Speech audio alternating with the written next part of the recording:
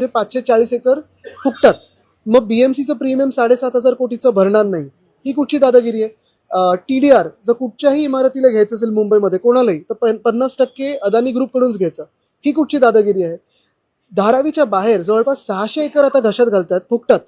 मुंबईत तुम्ही आणि आम्ही 1 इंच तरी फुकटात घेऊ शकतो का? मुळात आमच्या मागण्या ह्याच आहेत की ह्या जे काही टेंडरच्या आजूबाजूचं जे जास्ती त्यांना दिलं जाते, मग मुलुंडमध्ये आहे, विक्रोळीत आहे, घाटकोपरमध्ये आहे, अक्सा बीचला आहे, कदाचित उद्या कोल्हापूरात येईल, कधी विक्रोळीत येईल, जिथे अदानी समूह बोट दाखवते तिथे ती जागा त्यांना मोफत दिली जाते. हे आम्ही चालू देणार नाही. दुसरी गोष्ट म्हणजे धारावीकरांना 500 स्क्वेअर फूट घर मिळालं पाहिजे.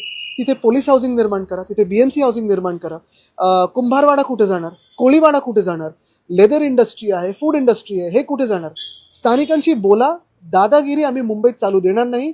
आणि कोणाच्याही घशात ही मुंबई कोणी कोणाचा मालक जरी असला, किती मोठा जरी असला, तरी घालू देणार नाही. मुंबई ही निगोशिएबल नाही.